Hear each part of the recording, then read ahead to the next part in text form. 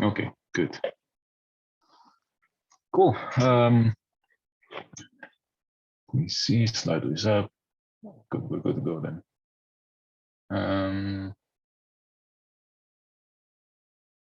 So I was saying that, first of all, welcome to this week's lecture. There is no quiz for today. What we'll do today is we will cover the rest of MapReduce. We'll see a little bit about MapReduce too. There was, so someone is asking whether there was any new pre-session reading material. And actually there was. It's right under the MapReduce paper, MapReduce 1 paper. Let's see.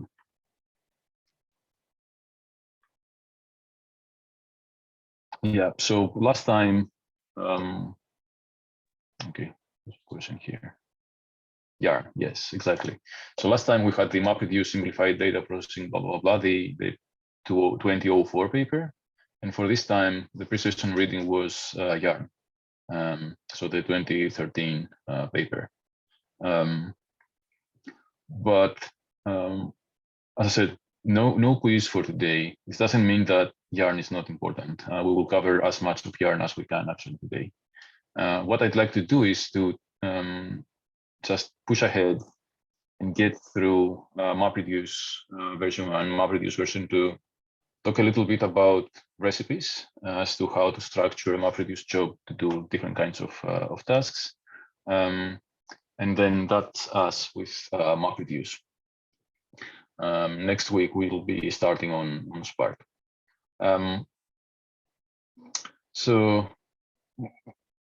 Okay, let's finish up with MapReduce version 1. And then we can discuss the problems of MapReduce version 1 and how V2 solved those problems. And then we can see what more problems remained that resulted in MapReduce being like sort of deprecated and again, sort of replaced with Spark or Tez or other executors. There won't be 2 quizzes next week. It's just no quiz for this week. Okay. Cool. So last time we were discussing how the different parts of MapReduce fit together, how we have different different classes implementing the various parts of this MapReduce, and these classes are things that we can control as the users of MapReduce. So we have the input format that decides how data is read and parsed and split into splits before it's given to mappers. Input format also defines what is the key and what is the value for each one of the data items in these files, in this box. And we had said that by default, each input split is one HDFS block. But this is just the default. And as programmers, as users, we can actually change that if we need multiple blocks to be the input split. In a couple of weeks, when we will be discussing HBase, there the blocks, or I mean the input split, if we try to process data stored in HBase, the input split is much larger than a single HDFS blocks. Then there is the mapper class that defines exactly what we do with each key value pair that is given to us by the input split. So there's where we define the map function. And we had said that the output of the mapper is first buffered in memory. And while it is in memory, it is, there's a bunch of things that run there. There is a combiner that's like a mini reducer that will be executed on the data that's in memory, and also possibly when the data is in memory, possibly when the data is merged on disk, possibly when the data is merged again on the reducer side, right? Lots of possibles here. It could be the case that the combiner will be never executed, that the system decides whether it makes sense or not.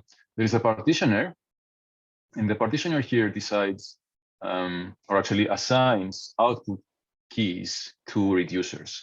So the mapper uses the partitioner to pre-partition its output so that the file it has locally has one contiguous partition for every reducer. And the group comparator is actually used to group together keys before they are partitioned. So this would allow us, for example, to omit part of the key when we decide to omit part of the key that the mapper produced when we decide how these key value pairs in the output are assigned to reducers. Okay.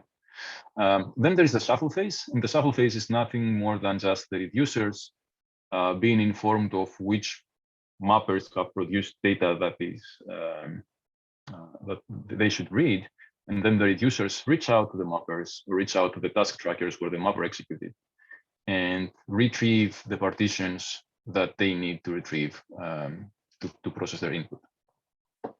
As part of that retrieval, that input is also merged here. And this merging, I mean, the sorting that happens on this side of the mapper is a merge sort. And the merge that happens here is again a merge sort. This is exactly what we were taught as the external sorting in database systems in IDSS. Right? So that's exactly what happens here. We take these files or these blocks or whatever, two at a time. We merge them. This gives us larger blocks that we then merge. This gives us larger blocks that we then merge. There is a slight mini optimization here, whereby when we get down to just two splits in the merge, the final split is not stored on disk, but it's streamed directly to the reducer. Small optimization. The reducer then is this class where we define the reduce function. The output is again one or more key value pairs, and this output is written to this connectDFS actually, and how it is written, like the format and so on, is defined by the output format class. Okay. Right. One thing to keep in mind, I mean, this is a minor detail, but it might be important, is that there is no sorting happening in the input. So that these input splits, they just read contiguous areas of the input file.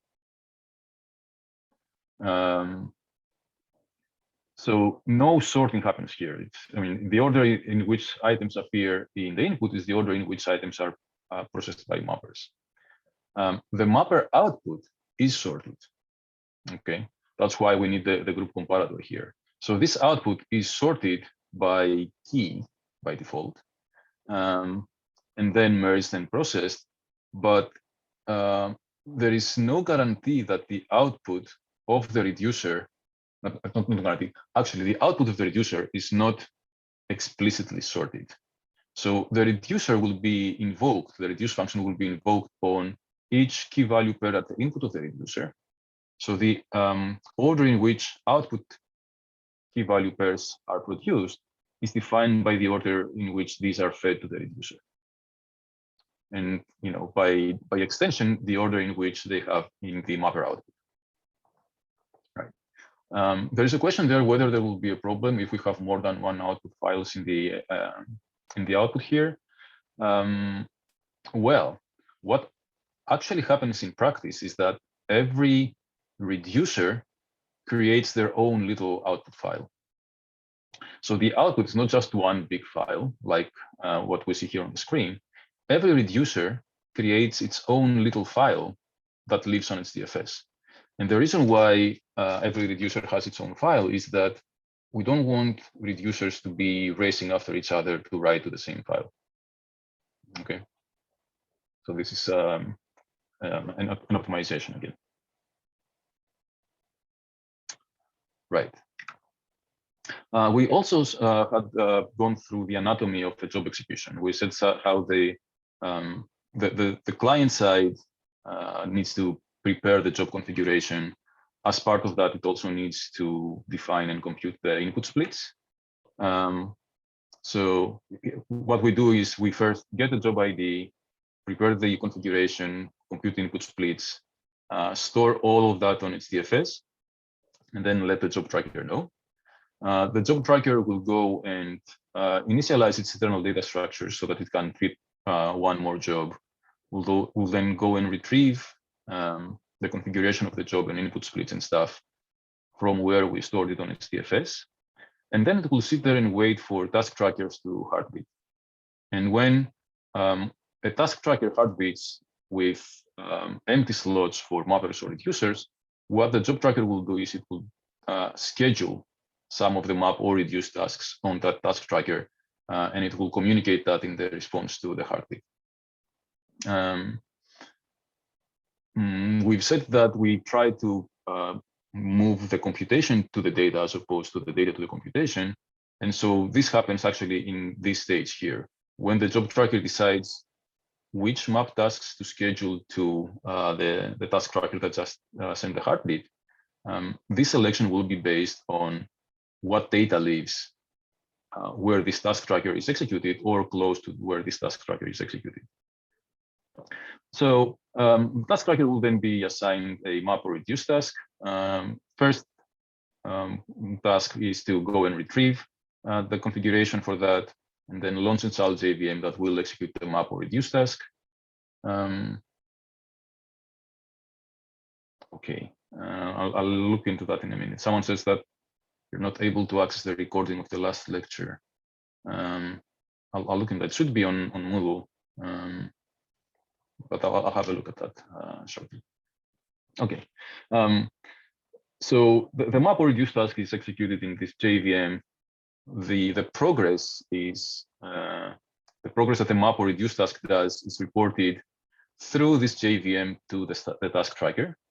So every now and then, this map or reduce task will call an API function that like sends a message to the task tracker saying that I've now processed that many records, or I've now produced that many records, and so on and so forth.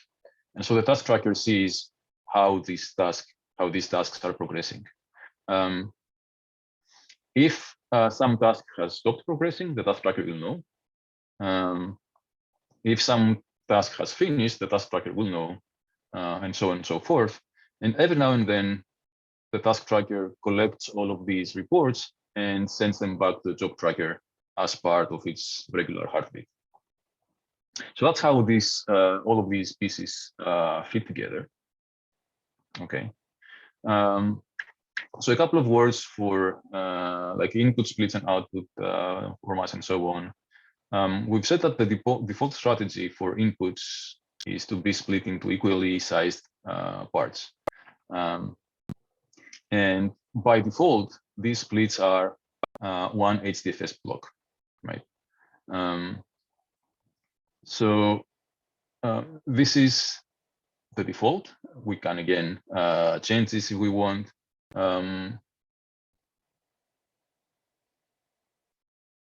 Okay, there's a good question there. We can address it in a minute.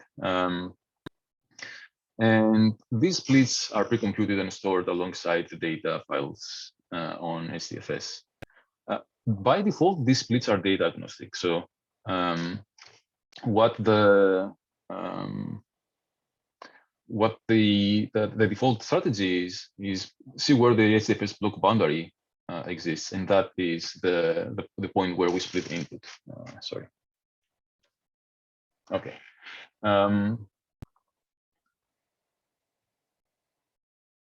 Right. But this is not always what we want. So for tasks like word count, we discussed in the past, we don't want words to be split across input splits. So there we would need something that is a bit more smart than just the default. Right. So what happens if you will be split in half? And this is where the input format and input format subclasses come into play. There's quite a large number of these already in MapReduce. And if you actually look at the names, you might recognize some of these as valid input formats for Spark too. So the base of all of these guys, the default base is this guy, file input format. So this is the bare default where we split at exactly HDFS block boundaries. There is a text input format that treats input as text files, and here operations are line oriented. So text input format would split the input wherever there is a would create splits at HDFS block boundaries, but it would seek then forwards or backwards until it finds a new line character, so that lines are not split across input splits. And then the key values that are given to the mappers are what we saw as examples for the word count. So the key is the offsetting the file where the line exists, and the value is the whole line. And then there are other input formats here to, let's say, process CSV or TSV files, to process like binary files produced by other jobs like MapReduce and other systems like MapReduce. There are input formats that combine multiple inputs to create the input to the MapReduce job, and so on and so forth.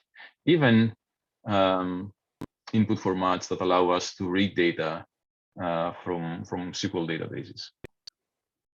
Okay. And similarly for the output format, there is a default output format, file output format, which is the base class. And then there are subclasses that do things a little bit differently. So text output format will write plain text files. Map file output format will write indexed key value files, and so on and so forth. There is a null output format that creates no output. And this can be very useful when our jobs don't actually need to compute any output. So think of a job that wants to, for example, just count how many words are in a big collection, right? So if you use a text input format, you're reading the input one line at a time. You can split the input on word boundaries, and you can count those words. You can report the number of words you have read as your progress to the MapReduce system.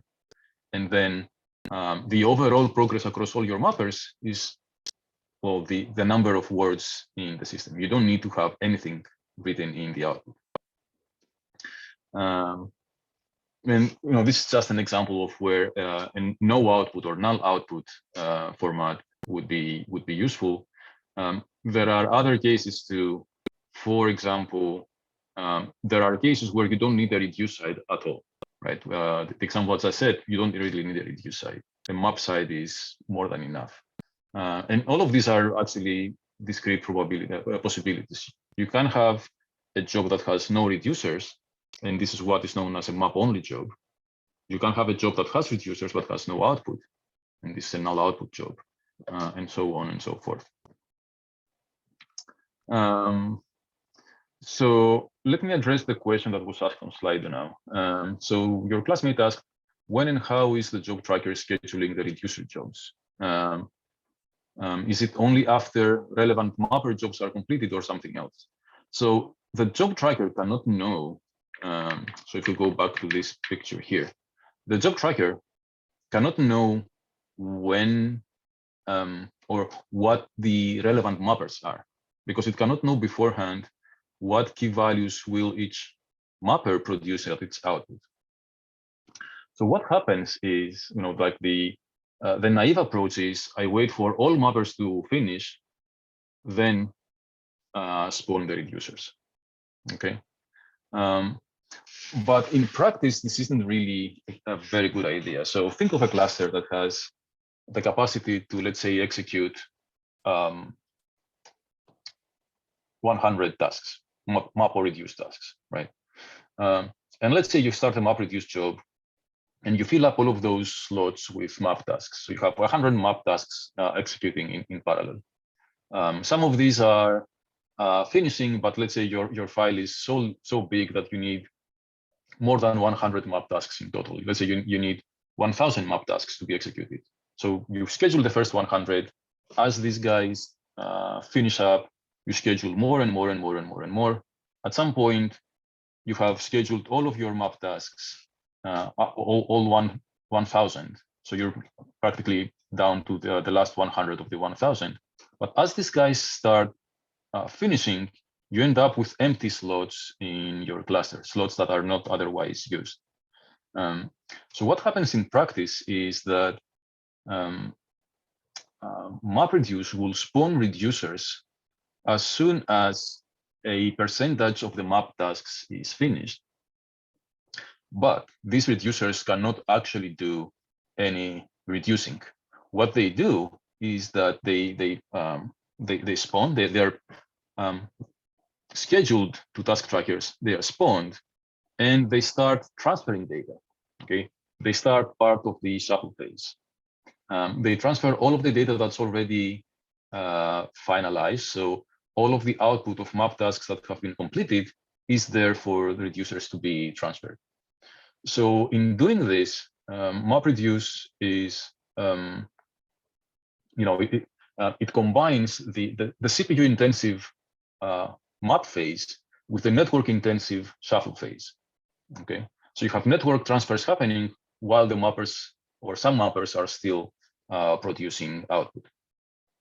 Okay,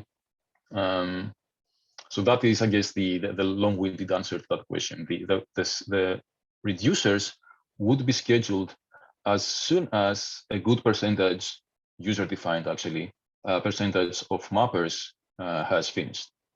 They would be spawned, they would be transferring data, but they won't be able to actually start doing reducing, like calling the reduce function, before all of the mappers are finished and all of the input of every reducer has been fetched from the mappers. Okay. Okay.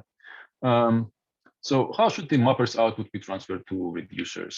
And there are, of course, multiple options here.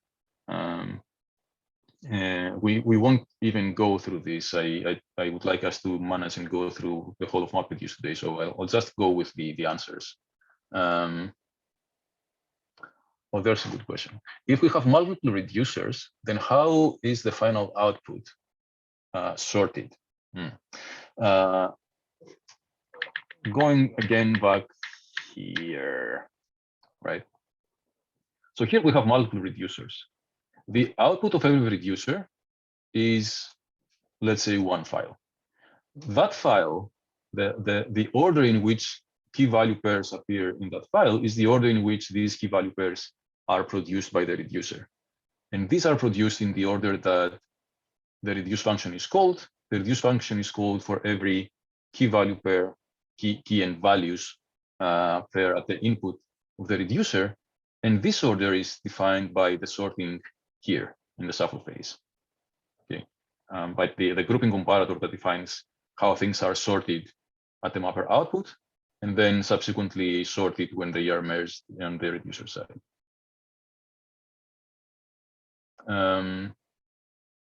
So the actual output of a job will consist of multiple files, one per reducer.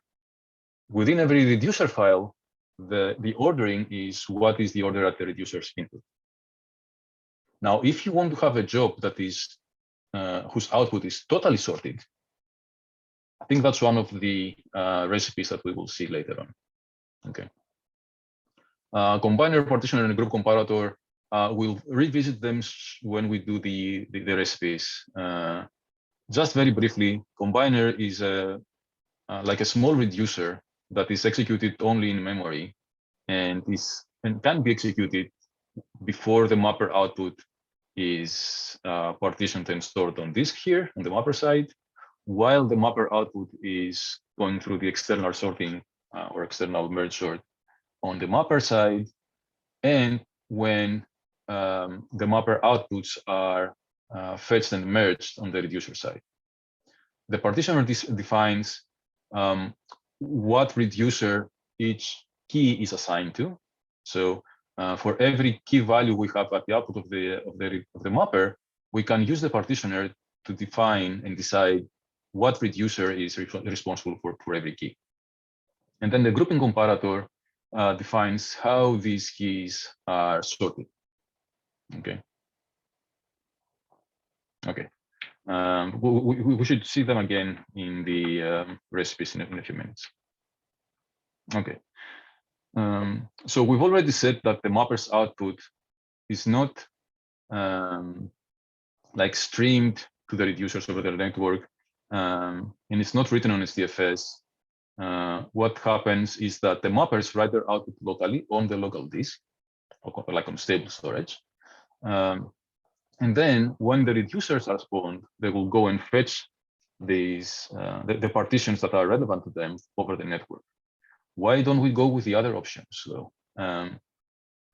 Streaming output directly to reducers means that the CPU intensive and somewhat disk intensive map phase would be intertwined with a network heavy transfer phase, right? So just imagine this thing happening. So as you produce your output, you fill up your buffer, and then this buffer needs to be transferred, needs to be partitioned and sorted, and then transferred over the network to the reducers.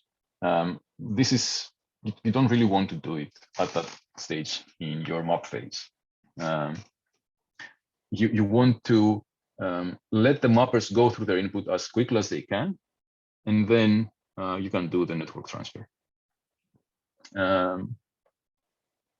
You don't really want your mappers to write their output on SDFS for similar reasons, because SDFS storage means that the data would be replicated and would go probably over the network to where it would live.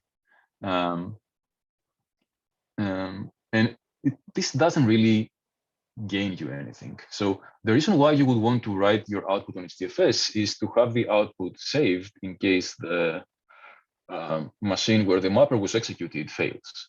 But if the machine where it executed fails, then there's a good chance that its output might have been garbled for whatever reason. So you're much better off rescheduling those map tasks on other task trackers, on other nodes, instead of like relying on HDFS and replication for the output to survive. And D here, mappers storing their output in main memory until the map execution is complete, then copy to the reducer's memory over the network. If we could actually do this, this would be a very interesting solution. The problem being here that the mapper's output is often too large to fit in your main memory. Okay. So what MapReduce does is this: mappers write their output locally on the local disk on the machine where they executed, and then the reducers will go over the network, connect to the task tracker, and fetch their input data. Okay, how does a reducer decide what part of a mapper output to pick up? So every reducer, when it is spawned, it has an ID, and that ID is just the number of the reducer in the job. So if a job has 10 reducers, they are numbered 0 to 9. That's also the output domain of the partitioner. So every time you have a key value pair produced by a mapper, it goes to the partitioner, and the partitioner will tell you this key goes to 0, this key goes to 5, this key goes to 3, and so on and so forth, right?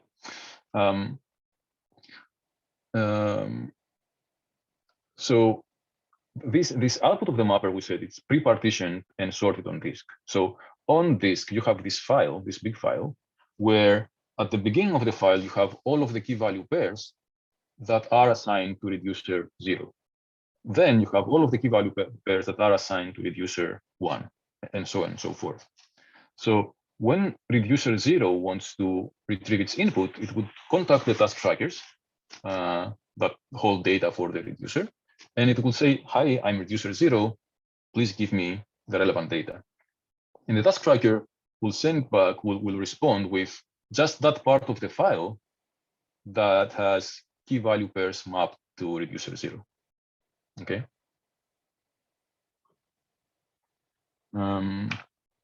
Okay. How does each reducer know which mappers produce data relevant to the reducer's task? This is also relevant to the question you just asked there. And actually, when the task trackers respond back to the job tracker, they can make that part of the report that they send. So when the map task finishes, the local task tracker knows or can know for which reducers it has produced output, and this can be part of the final report to the job tracker. And so when the job tracker schedules the reducers, it can give this information to the reducer. So it can schedule reducer 0 on some node and tell it that map tasks 1, 3, 5, and whatever have produced output for you. And so then that reducer knows which job tracker or which task trackers to access. Right. How can the mapper know how to pre-partition its output files? We just said that it's part of the partition, the partitioner implementation. And this is also how mapper output keys are assigned to reducers. Okay. And combiners, we've also covered that. Combiners are just mini reducers. So just to put all of these moving pieces into context, think of an input split, like one HDFS block at the input of the mapper. That input split is parsed by the input format, and the input format will translate this input split, this sequence of bytes on HDFS, into keys and key and value pairs. So for each one of these key value pairs, the map function is invoked. Okay. Yes, I'll get that in a minute. So this input split lives on HDFS. We have done our best, remember, to try and schedule this map task on the same node where the data lives, where one of the replicas of this input split lives. So the transfer from input split to mapper is like reading from the local disk into memory, ideally. If we haven't managed to schedule the mapper task, the map task on the same node as where the data lives, it would be the next best thing, which is on a node in the same rack. So this would be a transfer over the network, but only within the same rack. Okay. Worst case is that all of the slots in that rack, in all of the racks holding a copy of this input split, are full. So we can only schedule this map task on some empty slot somewhere, and then this little arrow here is a transfer over the network through multiple hops, right? But most of the times, we manage to do just local reads from the local disk. So the mapper then goes through this input, as we said, one key value at a time. For each key value, it calls the map function, and that produces some key value pairs in the output. And these are stored in memory, okay, in a buffer.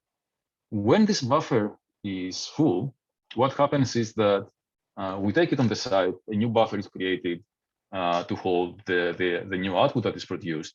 And now this old buffer is partitioned. So we go through all of the key value pairs in here, in this output. We may or may not execute, or actually, we partition it. So for every key value pair, we call the partitioner, and we assign those key value pairs to different mini buffers. And all of the key value pairs that go in each of these mini buffers are to be sent to one reducer. So let's say that this is for reducer 0, this is for reducer 1, this is for reducer 2, or actually what this picture tries to convey is a little bit different. So if this is the buffer, we partition the buffer. So we sort the buffer so that reducer 0 items come at the beginning, reducer 1 items come after that, reducer 2 items come after that. But within these partitions, we then go into grouping and sorting. Okay. And when we are happy with this, we may or may not call the combiners. So the combiners will be executed on each little partition here, producing combined values for the respective reducers. At the end of all of this process, this all happens in memory, right? All of this partitioning, sorting, and blah, blah, blah happens in memory, combining, and so on. What we have in the end of this process is a buffer that is pre-partitioned, pre-sorted, perhaps pre-combined, and then we go and write this buffer to disk. Okay, we just append these buffers to a file. When the map task is completed, like completely completed, has gone through all of its input, it has no more stuff to process from the input split, then we have a file here that consists of little pieces like this that are pre-partitioned. So now we need to do the external sorting. We need to go through these partitions and take them like 2 at a time, combine them, then take the result of that 2 at a time, combine them, blah, blah, blah, blah. And then in the end, we get to the point where we have one large file with one partition per reducer. So this piece here, and this piece here, and this piece here are put together and sorted, and they make up this first part of the output file. And then this piece here, and this piece here, and this piece here are put together, sorted, and they make up this part of the file, and so on.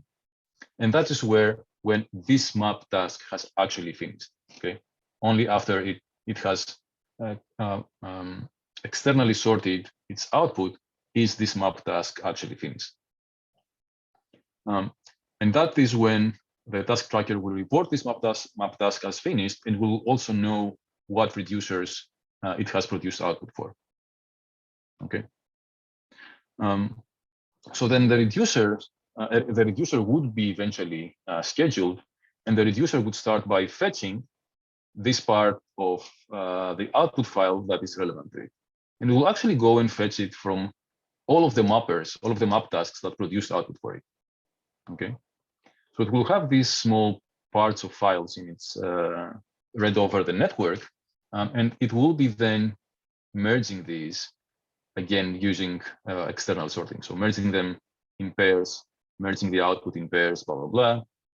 And we said that there is this tiny optimization that says, when I get to the last 2 files to merge, I won't write the output to disk. What I will do is I will be merging these 2 and streaming the output to the reduce function. Okay. Does this make sense? Or what would you ask? And any questions here?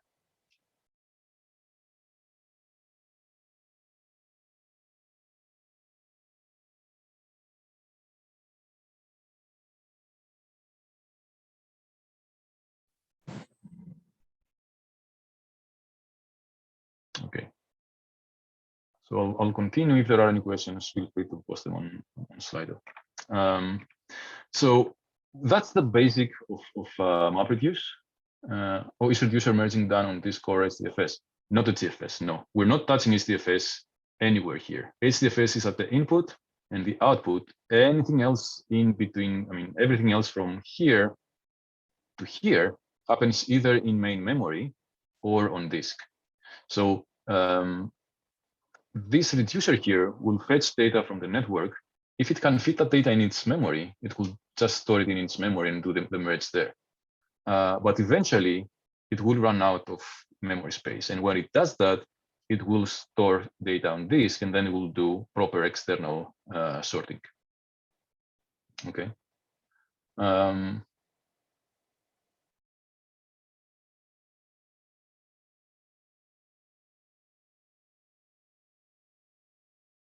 The merge at the reducer is not exactly a merge, it's a sort merge. It's exactly external sorting as we've seen it in databases and IDSS. So you take these 2 files, or these 2 mapper outputs, and what you do is you scan through them, and every time you pick the smallest of the 2 items you see to be the next item in your output. Okay. The big brown blob indicates actually the first phase of the first step of the shuffle phase, which is the fetching and the initial merging. Okay.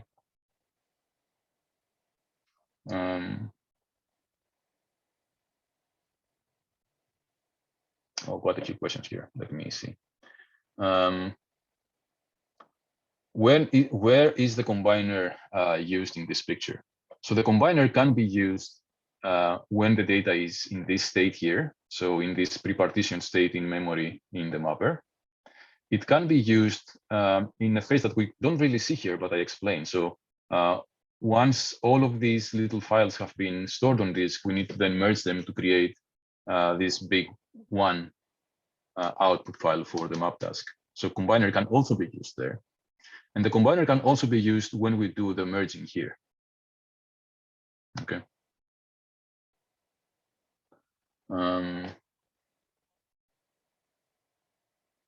The data is stored at the end of mapping, but then merged and streamed directly. So the data is stored on disk as it's spilled from memory. It's sorted on disk at the end of the mapper, and then it lives on where the mapper used to be. And the reducers will fetch it over the network, right? It will fetch it. They will fetch one of these partitions at a time, and they will be merging these in pairs. Some of these merge actually might spill to disk, but the last pair of files to be merged will be streamed to the reducer, to the reduce function.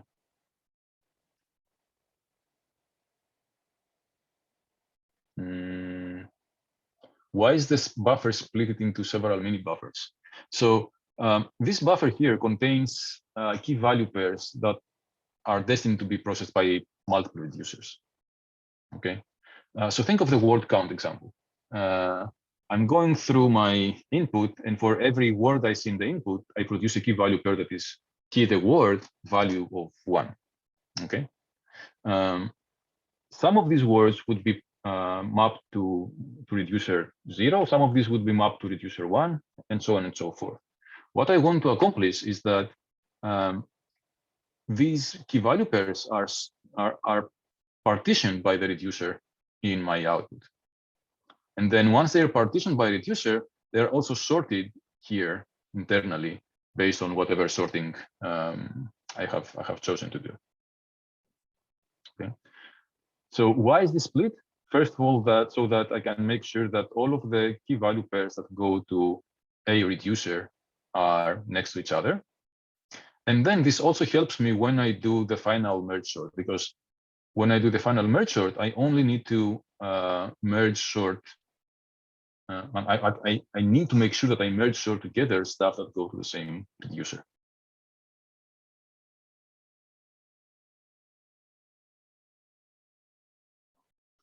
So if there is any task, yes, that's a big one. We'll go over it shortly.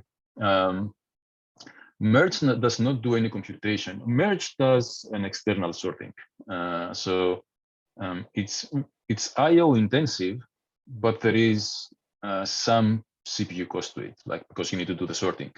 But because most of the data you want to read lives on disk, the disk cost is the bigger bummer here.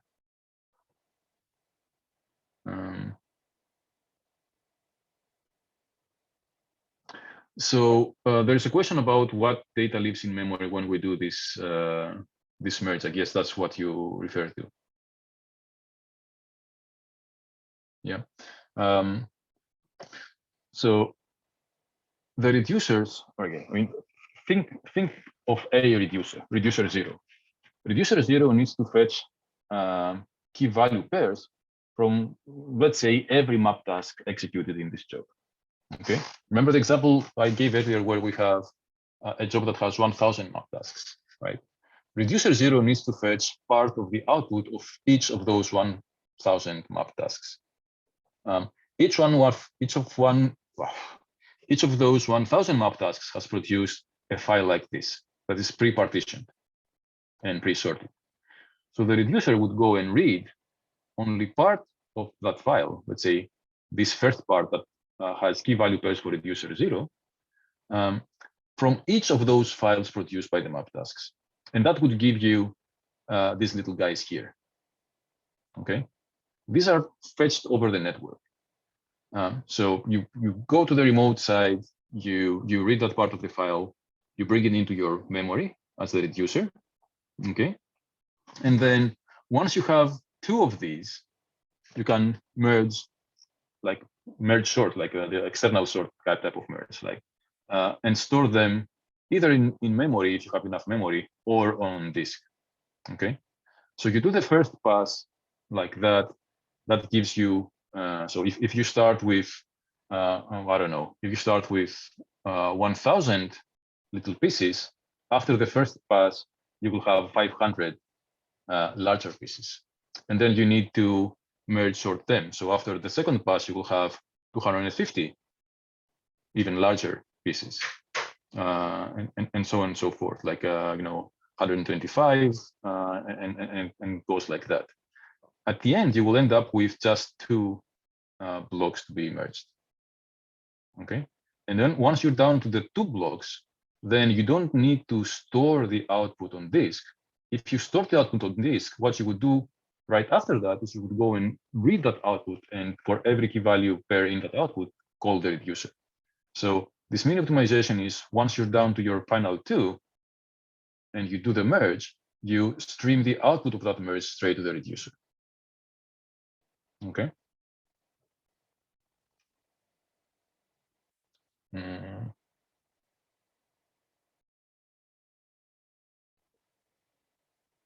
Okay.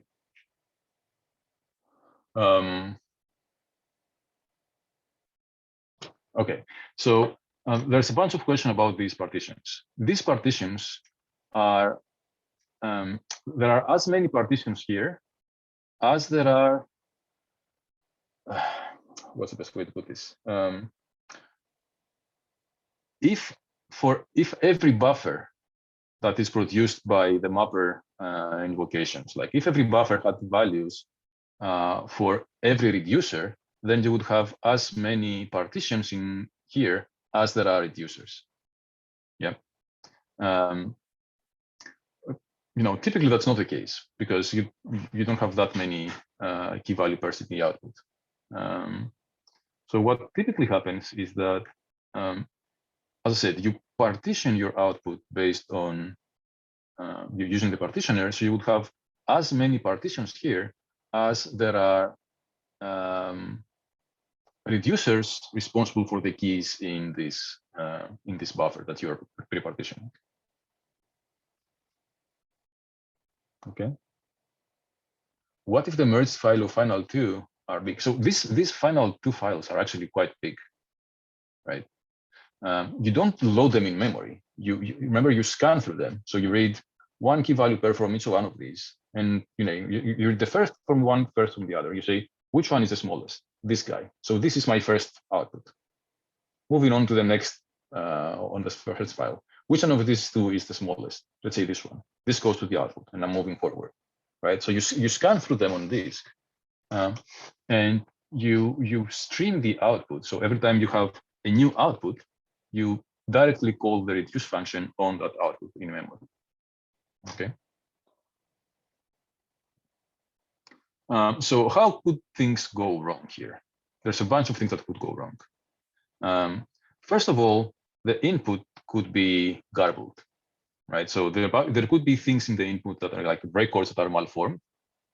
There could be some bug in the mapper, or bug or programmatic omission, where the mapper expects the input to have like a specific format or a specific structure, and that is not the case. And so it could be the case that either the reading, like the input format that tries to parse the input fails, or the map through the map invocation fails. So if that happens, if this is Java code. So what would typically happen is you would see an exception. Okay, the system would, this code would crash, an exception would be raised, and then the JVM child that we saw earlier would show that the map or reduce task raised an exception. Okay, and then this would be reported to the task tracker. And now there are a couple of options here. One option is to try to solve this problem. So to try and find the part of the input that is bad, if that is what happens. Okay, so if you have a map task that fails, and you reschedule it and it fails again, and you reschedule it and it fails again, then you can assume, you can conclude that this failure is deterministic. There's something wrong with either the input or the mapper. Okay, so what you can do then is you can try and skip the part of the input that is bad, or the part of the input that is causing the mapper to fail. And what happens in this case, actually, I did a post on the Moodle forum a few minutes ago. I'm not even sure if it's online now. So what happens is that, remember these map tasks, they report their progress to their parent. So, you have this mapper that says, I've processed the first 100 records in my input, all good. I've now processed the first 200 records in my input, all good. And then, before it says I've processed the first 300 records, it crashes with an exception. So its parent, the task tracker, can conclude that there's probably something wrong in between record 200 and 300. It doesn't know whether the whole input after there is bad. It just knows that whatever badness exists in the input is somewhere between 200 and 300. Okay. So what it will do is it will do some sort of like binary search. So it will say, okay, let's say that my bad input begins at 200. How much more input do I have? Do I have, let's say, 1,000 records in this split? So I'll go to the middle point of 200 and 1,000, and that is 600. Okay. What if I process records from 600 onwards? So it tries this and says, okay, this worked. So probably the bad input was somewhere before there. So now I have between 200 and 600 that I haven't processed. What's the middle point? 400. Okay, I'll process from 400 to 600. Yeah, did this work? Let's say it didn't. So I still failed.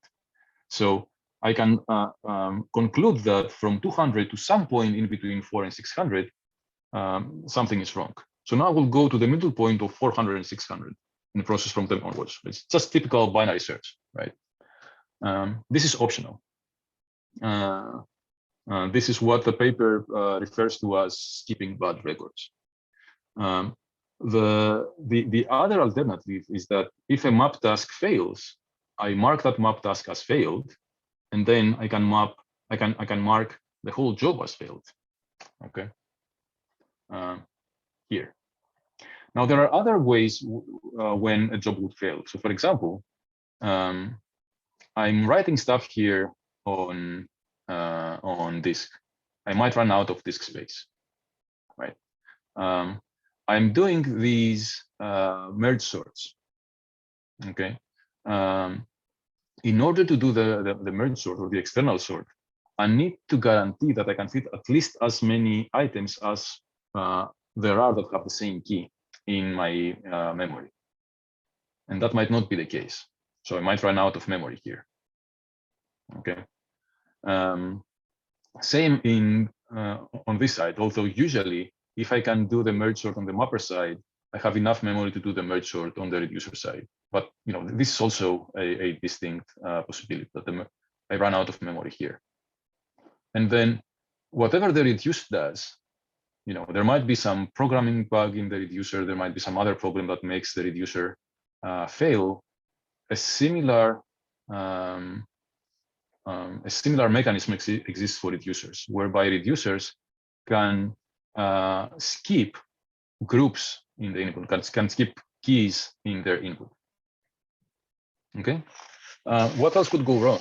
The output storing of the output to HDFS might have some issue, like network issue or whatever. But all of these problems are utterly detectable locally. So the task tracker can see whether a task here failed with an exception, can see what type of exception it is. It could be an exception that indicates a programming fault, or an exception that indicates a network fault, or an exception that indicates a disk fault.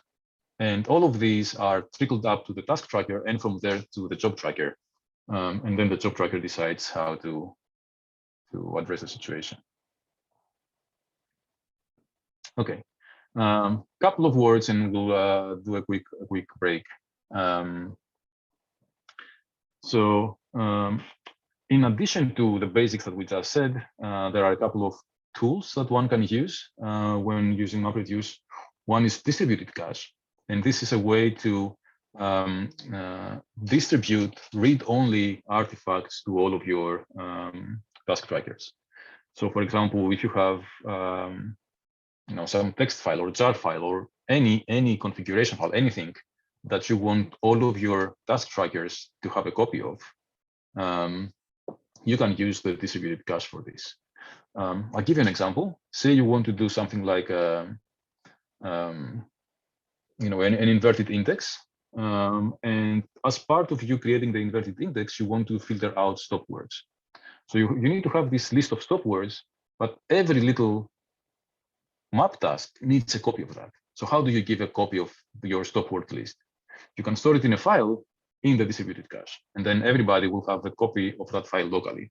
Because what happens is that when a task tracker is assigned a map task, remember how it goes to HDFS and brings over whatever files and so on is there. So this is part of that process. We'll go and create a copy of whatever file is in this distributed cache, and that would be local.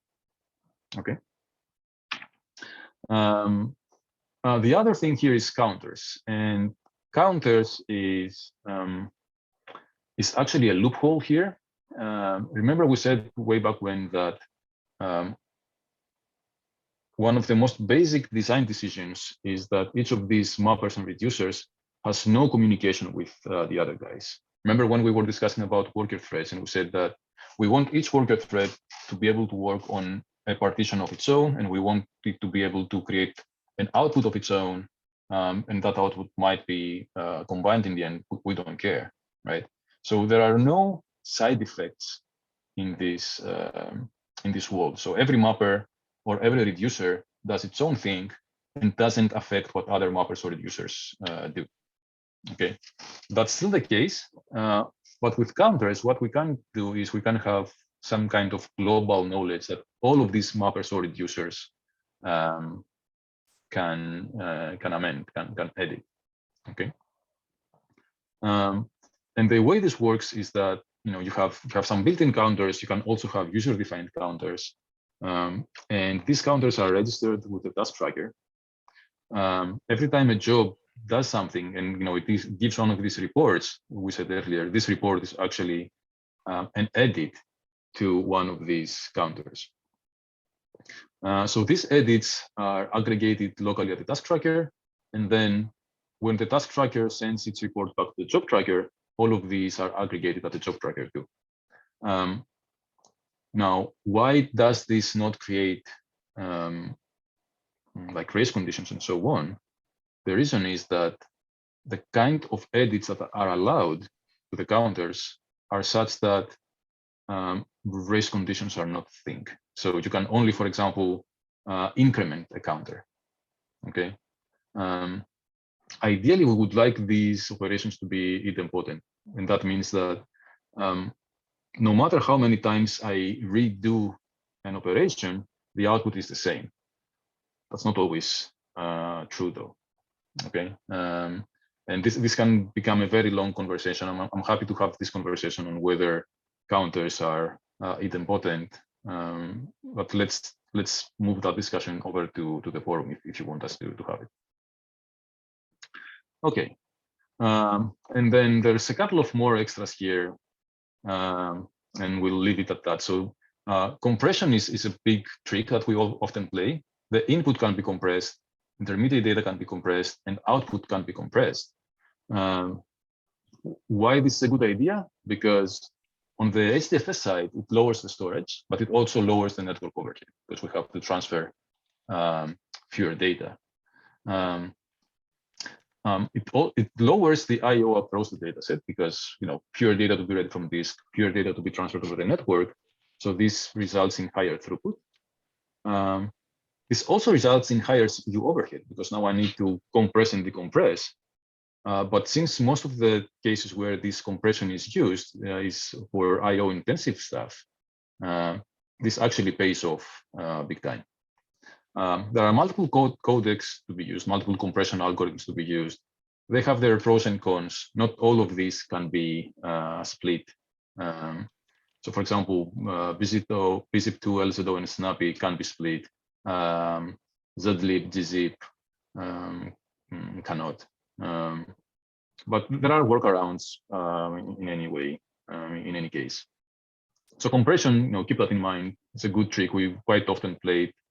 Even these days with Spark, it's a valid card. Now these two things here, MapReduce allowed people to write mapper and reduce code in like C++ or any language that can produce any language that can produce something that can read stuff at its input, std in, and write stuff at its out. Okay, for example, Python, right? You could use Python to write a map or a reduce function, because if you just write this script that reads stuff from input, from like std in, process it, writes stuff to its std out, right? The problem here is that, as we said last week or the week before, there is this boundary. So MapReduce is Java, lives in a Java world. All of the internal representations are data structures in a Java heap or a Java stack or whatever. But these external guys can only really understand text, or can be assumed to understand text. So you need to have this layer in between that takes whatever is on the Java side, serializes it into text or some other appropriate format, gives it to whatever you have on the outside, then you do the processing. And when you return the result, this layer needs to take your format, translate it into Java objects so that they can be used by the rest of the MapReduce framework. So even though this is an option, so you can use Python if you want, it's extremely, extremely slow, right? So I think we'll stop here. We'll take a quick break, just typical 5 minutes, and we'll continue with failures and Yarn, and see how much of this we can cover today. Okay, so 5 minutes break. Let's reconvene at 12:13. Okay, 5 minutes.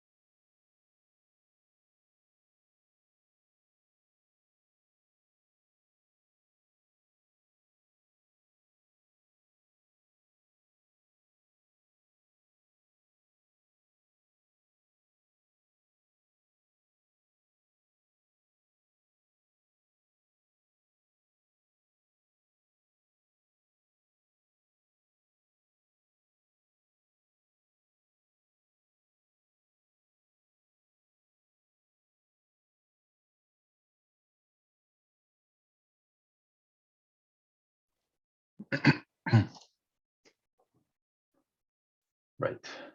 Okay. One more minute.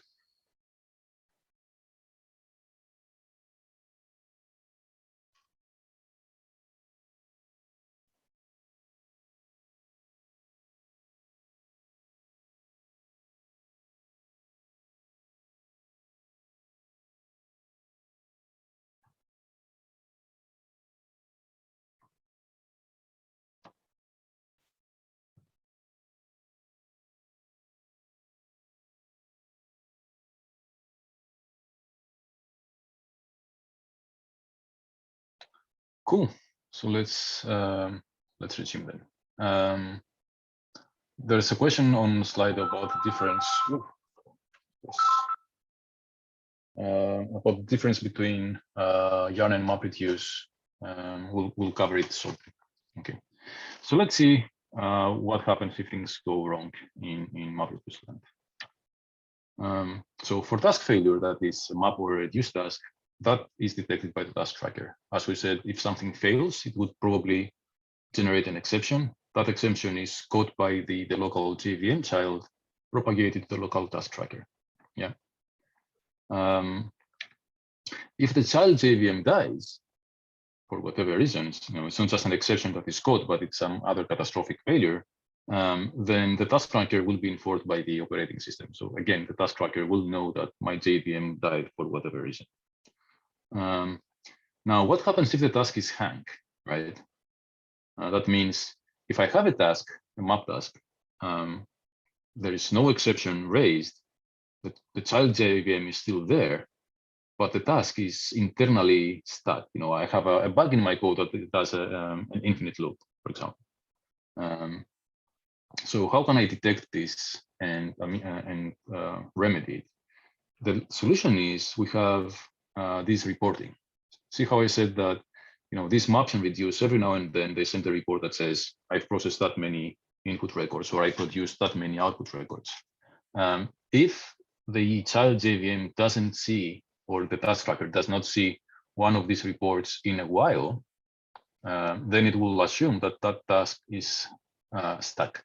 And if it's stuck, it will be terminated, and the rest of the mechanisms will kick in place. So every time there is one of these failures, the task tracker will inform the job tracker. And then the job tracker, the default policy is that it will take that task and it will reschedule it to a different task tracker if possible. Okay. Why do we go to a different task tracker? Because the job tracker does not know what was it that caused the program to fail.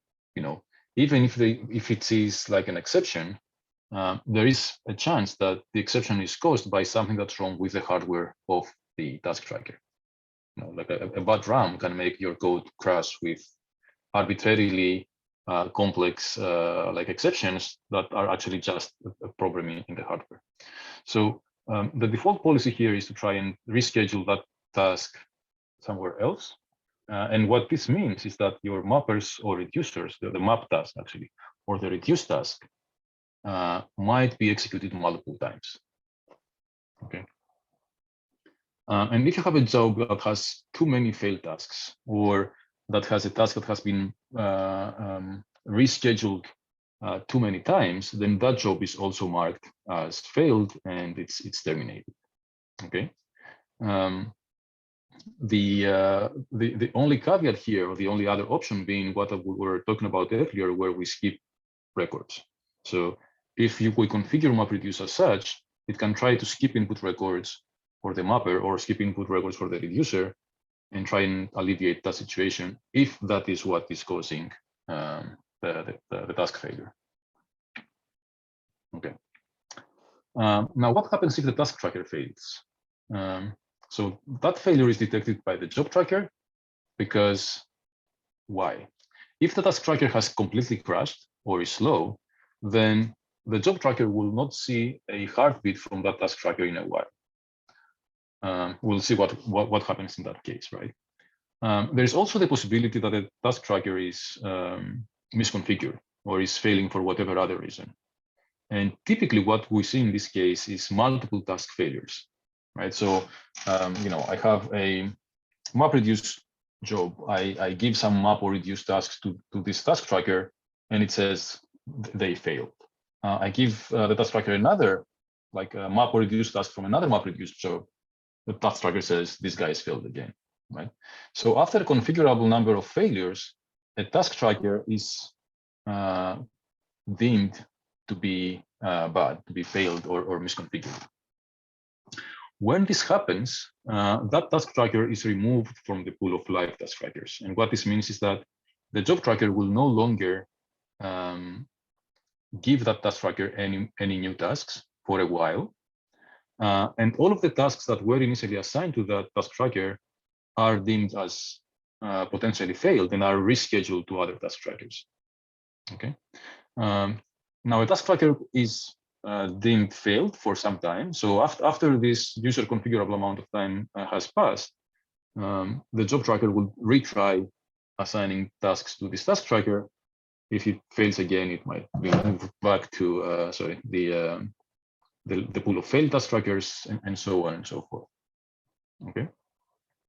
Why does it make sense to reconsider a failed or blacklisted task tracker?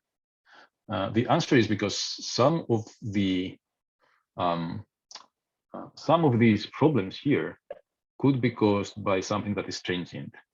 So, for example, if the task tracker is missing heartbeats, it could be because there is something that is very CPU intensive or otherwise intensive executed on that machine that makes the task tracker slow.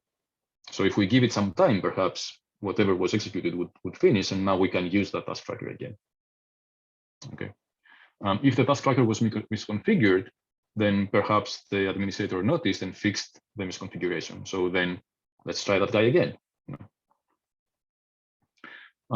What happens now if the job tracker fails, right? So if the job tracker fails, like tongue in cheek, this is the death of all. I mean, all of the tasks that are running, I have no idea whether they finished or not, whether they finished successfully or not, and so on. So I need to actually do everything from the beginning, sort of, right? Because that is where MapReduce version 2 comes into the picture. And this is actually the big difference of MapReduce version 2 versus MapReduce version 1. Okay, so how would we fix this? The problem is that we have a single job tracker. Okay, we have the single mastermind. Like previously, it's not in like the hot path. So all of the CPU and disk and IO, like network intensive computation, happens at the task trackers. The job tracker just keeps track of stuff, right? But it is a very important part. So how could we fix this? Right? What is wrong with this stuff? What is wrong is, well, as we said, multiple things. This guy is a single point of failure. Possibly a bottleneck, not that often the case. But if we actually take a step back and look at the job tracker, we will see that as we've defined the job tracker so far, it is a jack of all trades. So it does MapReduce coordination, it does resource management, it does scheduling, and it does all of these things across all of the running MapReduce jobs, but without actually knowing what else goes on in the cluster. Okay, it's not a complete cluster manager. It's a bespoke thing that is just for MapReduce. Okay. Another problem here is that in MapReduce version 1 land, you had a single job tracker per cluster. Okay, and then all of the MapReduce jobs executed on that cluster would go through this one guy. What if one of those jobs was, let's say, malicious, or malicious in quotes, meaning that it caused the job tracker to fail for whatever reason? Okay, then this would mean that the job tracker would go down for all of the jobs executed on that cluster. Okay, so what is the solution to this? The solution to this is to actually try and decouple all of these responsibilities of the job tracker. So, resource management. Do we actually need the job tracker, the MapReduce job tracker, to do resource management across the cluster? Answer is no. This is, for example, a task that's much better suited for a resource scheduler, like your Kubernetes or something like that. Scheduling of jobs, same thing. Some aspects of this scheduling are MapReduce specific in the sense that you want to schedule map tasks close to where the data lives. But other aspects, such as how to spread the load across your machines, when to execute stuff, and so on, is not MapReduce specific. And even for the MapReduce coordination stuff, do we actually need to have a single mastermind for all jobs? Because if we could like go back a few slides and see what happens, what kind of reports the job tracker receives. Okay, it needs to keep track of the progress of any single job. Yes, we cannot do away with this requirement. But if the resource allocation, resource management, and scheduling are pulled out of the job tracker and given to some other component, like I said, a cluster manager, then there's no reason why we need one job tracker for all jobs. We could have one lighter job tracker for each of the jobs that's executing on the cluster. Okay, so that's exactly what Yarn does. Yarn stands for yet another resource negotiator. So it's a resource manager in principle.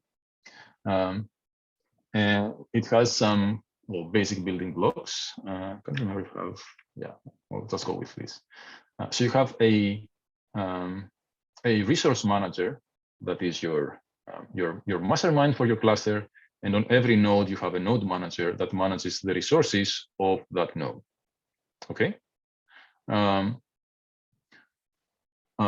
what happens then is that this node manager is capable of spawning containers. So it's just like your typical Kubernetes, only this guy was a bit more bare bones and a bit, I guess, maybe older than Kubernetes. I'm not exactly sure what the time sequences of Yarn versus Kubernetes and other guys.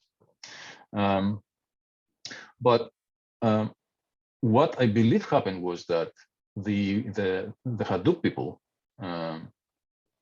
saw these issues we just discussed, and said, okay, guys, we actually need a resource manager for the cluster. And what can we do? There were a bunch of resource managers out there. Not sure whether Kubernetes was around there, but Mesos was being developed. There were other resource managers too. But they said, let's build a resource manager from scratch, so that we can control the code base, and we can make any optimizations that we might need to make, and that is Yarn. Yeah. So in Yarn, you have your you have clients. The clients connect to the resource manager, and they request resources. So a client says, I need a container with that much CPU, that much RAM, possibly that much disk or whatever. And what this guy will do is it will try to find a node with those resources available. The exact specifics of how this works is actually quite close to what we were discussing for task trackers and node trackers. The node managers heartbeat every now and then to the resource manager, and in that heartbeat, they contain reports such as how many resources I have allocated, how many resources I have free, and so on. And then this guy will decide, we'll pick one of these to spawn the requested container. But at this stage, it has no idea of where data lives, no notion of moving computation to the data, nothing like that. It's completely agnostic. It knows that some client requested a container that has these resources. I found these resources on some node. Here, these resources are yours. Okay. How does now this play along with MapReduce? So let's have a look at this. Or we can yeah, actually, let's have a look at this on this slide. Remember previously we had the client code that has its own like little client library in here for MapReduce. So but the same thing now, we have our Java code or whatever. We create a configuration that is the job configuration, and now we want to launch this job. Okay, but now there are a couple of steps more. So first thing I do is I will go and get a job ID or an application ID in this case, because this for Yarn, this is just an application. Yarn doesn't know that this is a MapReduce job. I'll get an ID. Using that ID, I'll go and copy my configuration to HDFS just like previously. And now I will go and submit my application. But this submit is not exactly just submit. What happens here as part of this submit is I go to the resource manager and I request resources to spawn something called the app master. Okay. The app master is nothing more and nothing less than a job tracker for this very one job I want to execute. So I'll get resources to execute. I'll get a container, and in this container, I'll execute my application master. Yeah. How do I get a container? We've said that again. Well, this guy will wait for node managers to heartbeat. As soon as there is a node manager that has available resources that can fit my request, that guy gets the job. Okay. So now I have my app master. So the node manager will spawn a container. My app master code will be executed in that container. And now this is the job tracker of old. Okay. So it will do exactly what the job trackers of old did with a twist. There are no task trackers now. So what happens is, just as previously, this guy will go and get input splits, get configuration, and so on. It will decide how many mappers I need, how many reducers I need. And now that it knows how many mappers it needs, it will go back to the resource manager and it will request resources to spawn those mappers. Okay, it will request containers. So again, the resource manager will wait for node managers to heartbeat. As soon as there are node managers with available resources, they will get the job and they will spawn a container. And now in this container, I'm executing my yarn child. And now this yarn child is the equivalent of the task tracker. So this guy here now, the yarn child, goes and gets the resource from HDFS for the job and executes a map or reduce task until completion. And any reports of the yarn child do not need to go to the node manager. The node manager doesn't know what happens in this container. It's just a container for this guy. The yarn child will be reporting directly to the app master. Okay. All right. See what happened here? What is a container in this picture? When you say there, consumer, I guess that is a spelling mistake, and you meant container. Okay, a container is a term that is used quite predominantly in cloud or like data center lingo to denote a set of resources. So a number of CPU cores of some frequency, plus some RAM, plus some disk, plus some network bandwidth, blah, blah, blah. And what you try to do is you try to find a machine that has those resources available, and then to block them in. So to mark them as now being used so that no more jobs can be scheduled on that machine to eat up those resources. Okay, at high level. Now, these are implemented in different ways depending on whether you have like Linux with C groups on the other side, whether you have Docker, or whether you have some other containerization suite. But the basic idea is this: you have a box, and this box has some resources allocated to it, and these resources are to some extent guaranteed not to be given to anybody else for the duration of the life cycle of your box. So the only job of the node manager is to spawn containers as these are requested through the resource manager. Okay, and then to report back to the node manager reports back to the resource manager. It doesn't know about anything else. Okay. And unlike in MapReduce one, so what are the difference MapReduce one, right? First of all, the resource management is now done by a system, Yarn, that is completely agnostic to what kind of a job I'm doing. Yarn doesn't know whether this is MapReduce or not. And as a matter of fact, Spark can be executed on Yarn. HBase can be executed on Yarn. A bunch of different services and systems can be executed on Yarn using a trick like this, where you request resources for a master, the master requests more resources for its workers, and now all of a sudden you have this setup. What this buys you is that like failures that are specific to resources, like running out of resources, you can handle them through your Yarn. And your app master doesn't need to worry about that. Your job doesn't need to worry about that. This is now completely decoupled. The second main difference is that you don't have a single job tracker across all jobs. You have one job tracker, or an app master as it's called in this case, for every job that is executed. Okay. So the only job of this app master here is to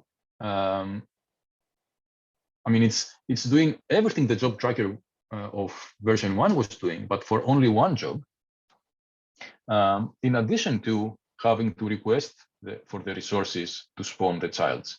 Okay.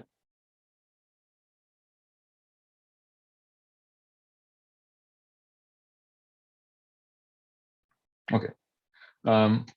And this is, like a more complete picture. So you have at the storage level, you could have HDFS, you could have HBase, you have just about anything. Then at the compute level, you have Yarn, which is your resource negotiator, your resource manager.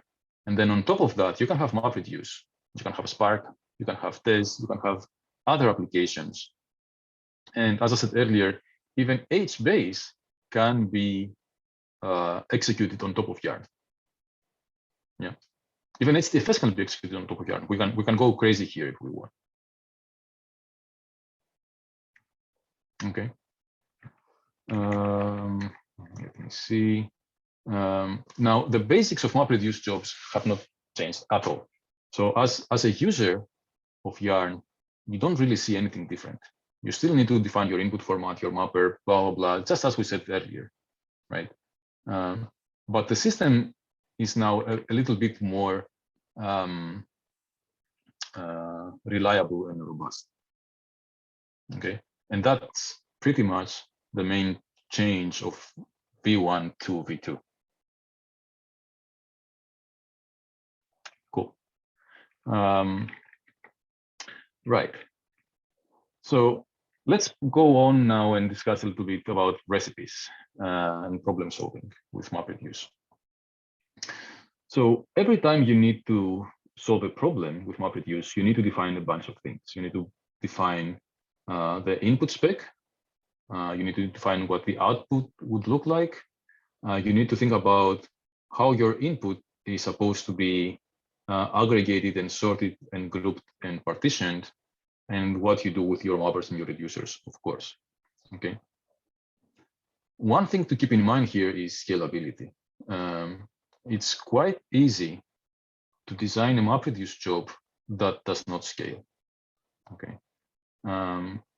The most basic and like rookie mistake is to have a MapReduce job that has only one reducer, because now that reducer becomes the bottleneck.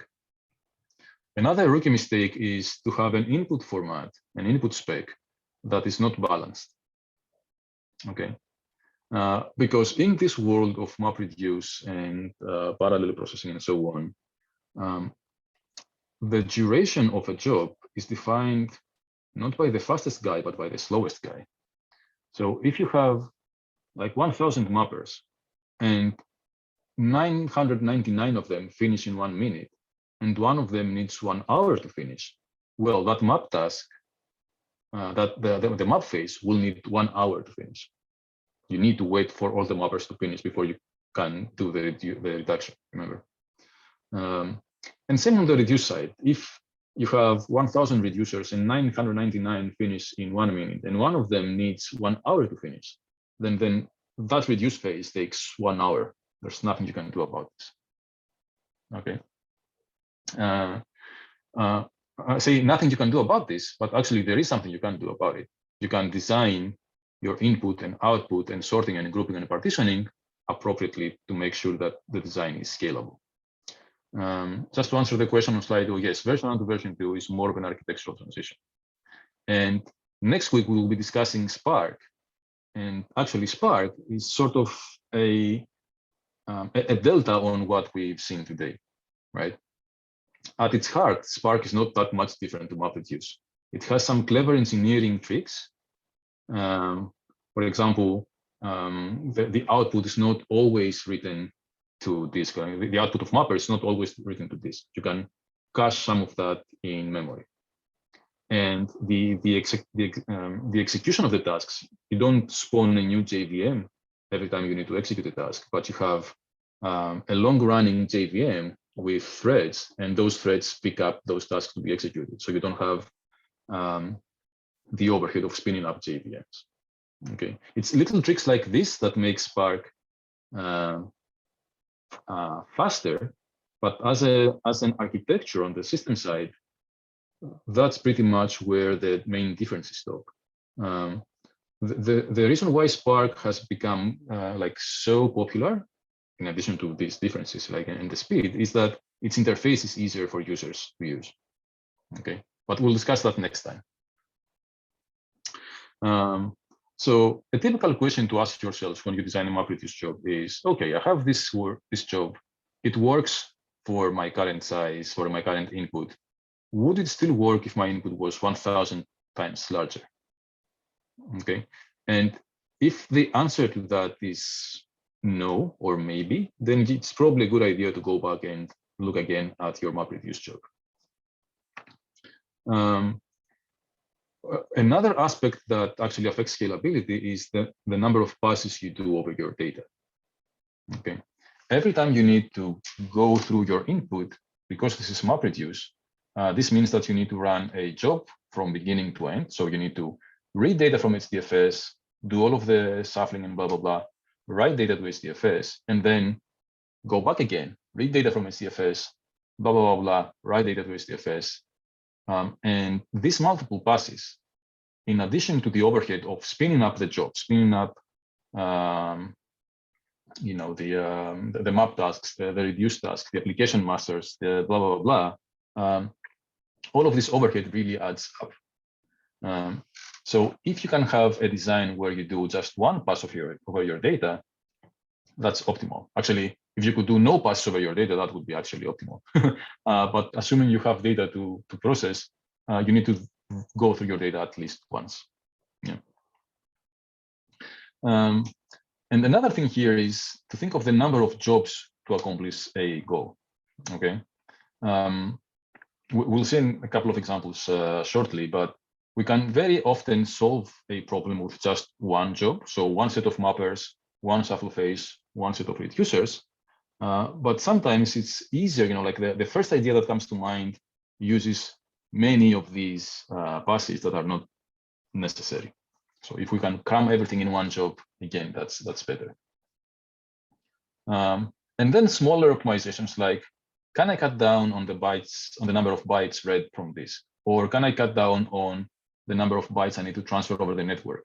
Right? All of these can actually make your job much, much faster and much more scalable. Usually, you know, the way we try and optimize jobs is we look at the job and we try to find the bottleneck, like what is the single thing that makes this job slow. We address that and then we repeat, like rinse and repeat. What is the new bottleneck and what's the new bottleneck until we can find no more bottlenecks.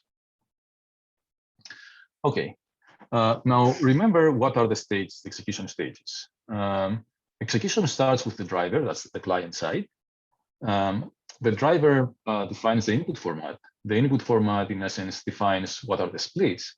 And then once the mappers are scheduled, they will be calling the input format functions to get data out of HDFS in key value format. Okay, so data flows then from input format to the mappers, from the mappers to the partitioner, from the partitioner to the sorting and the grouping, and then the local merging, the shuffling, and the remote merging. From there to the reducer, and from the reducer to the output to HDFS through the output format. Okay. Number of input splits is defined by the input format, and the number of input splits also defines the number of mappers. Okay. The output of mappers is, as we said, pre-sorted, pre-partitioned based on key partitioner and grouping comparator. And within each partition, key values are ordered by key partitioner and grouping comparator, but not by value. Okay. Keep this in mind. We always sort by key by default. If we want to also sort by value, then we need to do things a little bit differently. Okay. And well, here I have like a list of what function is responsible for each one of these steps. Since you won't be writing any MapReduce code this year, you don't really need to worry about this. Okay.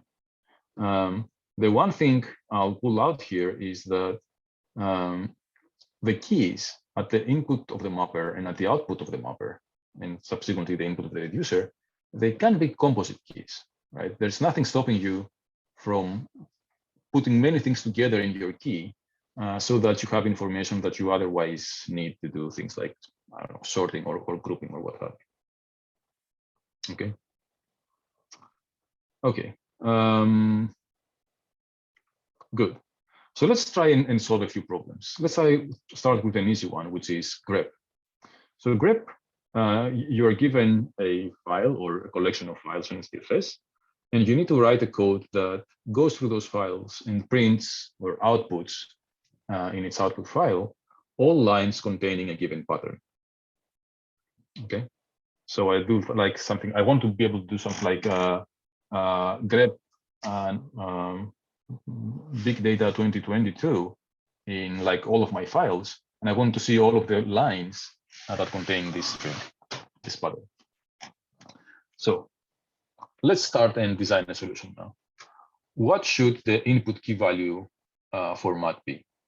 Okay, I'm processing text files, presumably, and my operation here is line oriented. I want to be able to output all lines containing a given pattern. So I already have an input format that is text based and line oriented. It's the text input format. So I'll use that for my input key value format. Good. What do I want the output to be? I want it to be just a collection of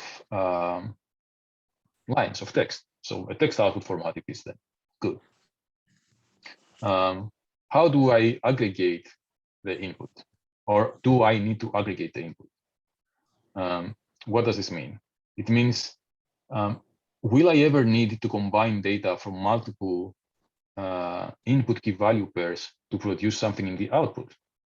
And in this case, no, because the operation I need to do is just on a per line basis. Right? I read a line, I check whether the pattern I'm looking for exists in the line. If it does, that line goes off to the output.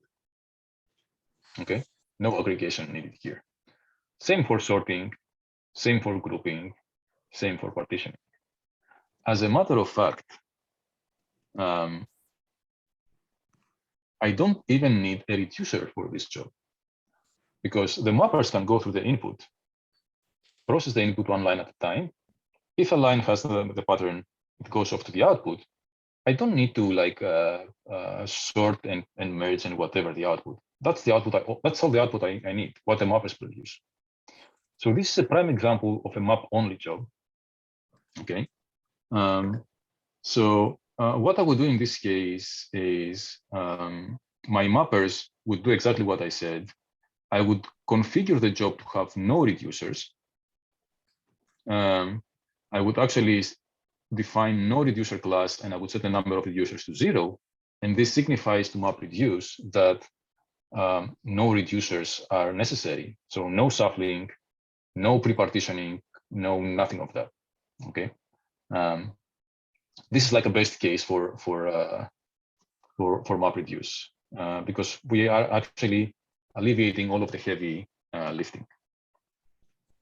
Let's say we want to totally sort the input by key now. Okay, different example. Let's say that the input is a text file. We have 2 numbers per line, and these are like a key and a value, let's say. All right. And I want to sort it totally, meaning I want to sort it by key and then by value. Okay. What should the input key value format be? Well, since this is a text file, or actually, let me move on to the next slide. Is there an alternative method if you only need mapping? Do we even need to use MapReduce? Well, so this goes back to the discussion we had last week.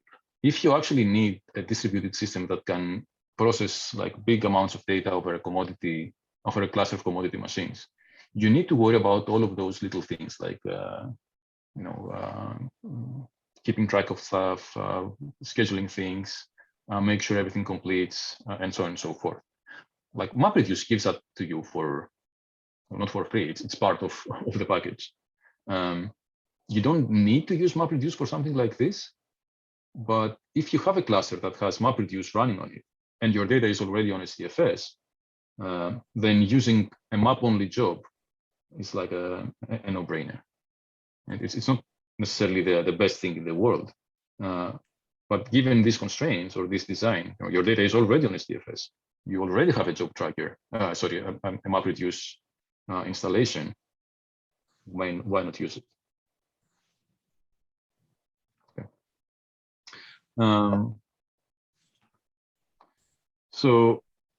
This is an interesting example because we want this total sorting. And as we were saying earlier, MapReduce will sort just by key. And this sorting is done for every for the input of every reducer. It's not a total sorting. So what I forgot to say earlier is that see the partitioner, which is the part that decides what value goes to what reducer, there is a default implementation for that. And the default implementation of the partitioner is one that tries to achieve a balanced load distribution. So what's the easiest way to make sure that a set of random input keys is distributed equally across a set of buckets in your output? Right. The easiest way is hashing. So that's, and actually hashing, a type of hashing that would result in a semi-random looking output. So that is the default implementation of the partitioner.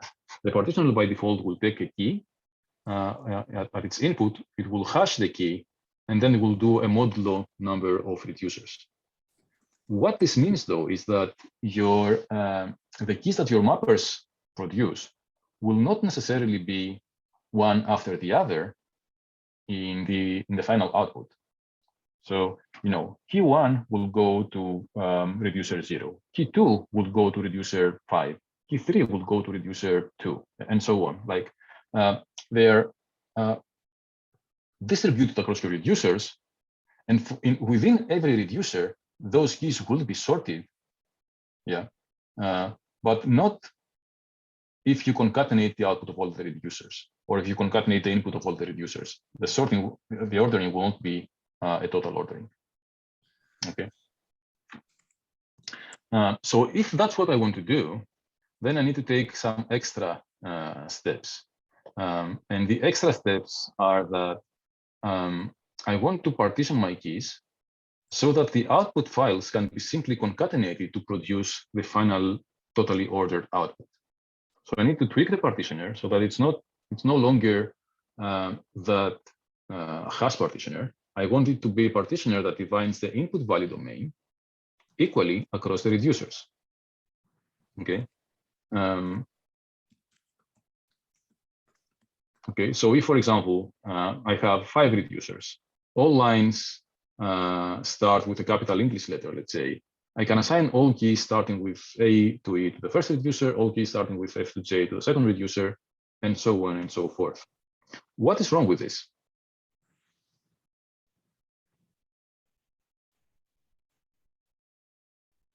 Can you see something wrong with this?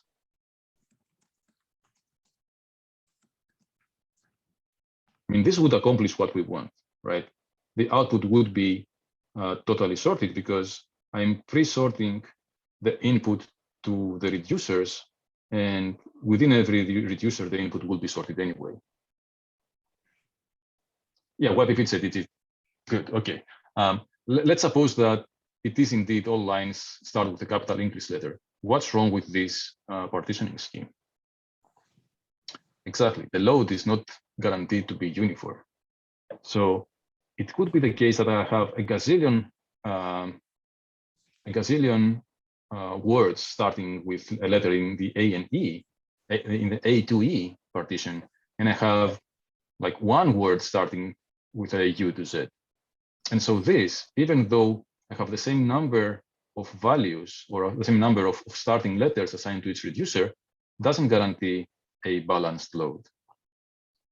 So if I wanted this to actually be a balanced load, and this is actually a pattern that appears in practice, if I want a totally ordered output, what I typically do is I have 2 MapReduce jobs. I have a first small MapReduce job that would sample the input. And there are classes in MapReduce exactly to do sampling of the input. So I would sample the input. I would try to deduce what is the distribution of my keys, and then build the partitioner following that distribution so that I can guarantee, or not guarantee, I can do my best to make sure that the load is partitioned almost equally across my mappers. Okay. A classmate asks, what is the reducer doing here? Because sorting takes place before transferring to reducer. And that is actually correct. But we still need the reducers because we will have, let's say, words with a letter starting from A to E from all the mappers. So we need that shuffle phase that will bring all of those words together and will sort them, right? So that the output of the first reducer contains all of those lines, all of those words in the correct order. Okay, so we need the reduce phase here. What is the advantage of using MapReduce over the normal method? I'm not sure what the normal method of sorting is. I'm not sure what you refer to. If you mean not totally ordered, then you can still do it, but you would need to do an external merge sort of the output in the end, like a post-processing step.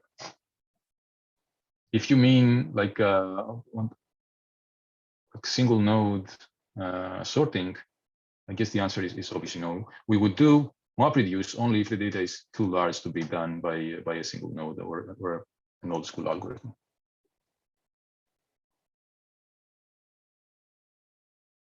Okay.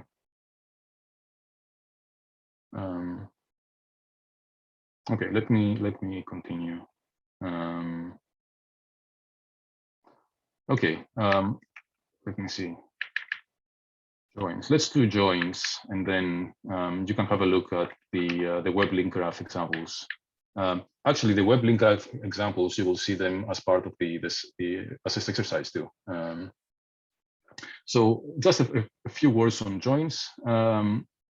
Let's say we want to compute an inner join between 2 data sets. So we have 2 big, let's say, files on HDFS, and they contain key value pairs per line. Let's say it's text files. Every line has a key and a value, or a key and multiple values, or whatever, just a key and a value in this case. And I want to compute the join. So I want to produce all combinations of key value pairs from the 2 files where the keys are the same. Okay. So here I can actually, I need actually to do an aggregation. So what I could do, or what I need to do, is I need to concatenate and emit all combinations of data from the first and second file that have the same key. Okay, and this also means that I need to group by key. And there are several ways to go about this. Some of these ways are actually very reminiscent of what we would do in a database system. So let's say one of the files is small. Do you remember what we do for databases when one of the files is small? Typically, we would load it in memory, right? We would load it in memory, hold it there, and then we stream through the other file. And as we find matches, we emit them, we put them in the output buffer, and then we do whatever we do with the output buffer. So if that's the case here too, we can do what MapReduce calls a hash join or a map side join. So at the driver, like the client, we scan the small file, we build a hash table where the join key is the key and whatever remains is the value.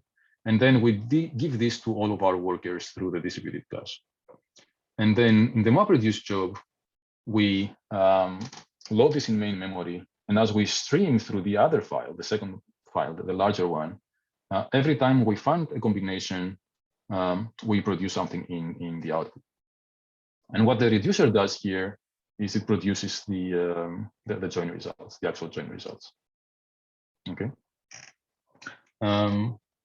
If both files are large, or if both tables are large in a database world, we would need to do what is called the reduce side join. Okay. So what happens here is that the mapper would read these files and would invert the order of key and value. So if we do join by value, it would invert the order. If we do join by key, it would keep the order, but it would tag the value pair as coming from file A or from file B.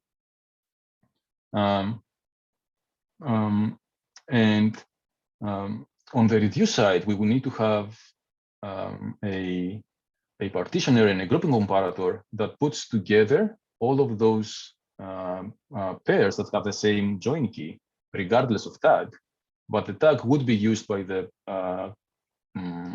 reducer to know which values to combine with which values. Okay. And there are slight alternatives to this, using combiners or not using combiners, and so on and so forth. And these recipes can become arbitrarily more complicated. For example, with secondary sorting, this can get way more complicated. I won't get into this detail now because A, we don't have much time, and B, you're not writing MapReduce code this year.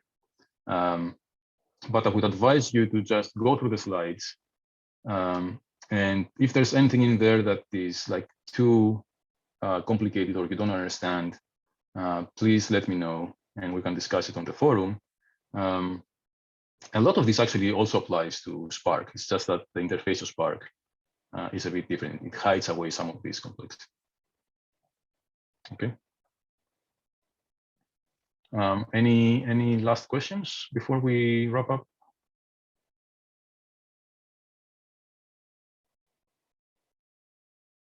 Oh, okay then. So thank you all very much. If there are any more questions after we hang up, please post them on the forum. And yeah, see you next week. Thank you.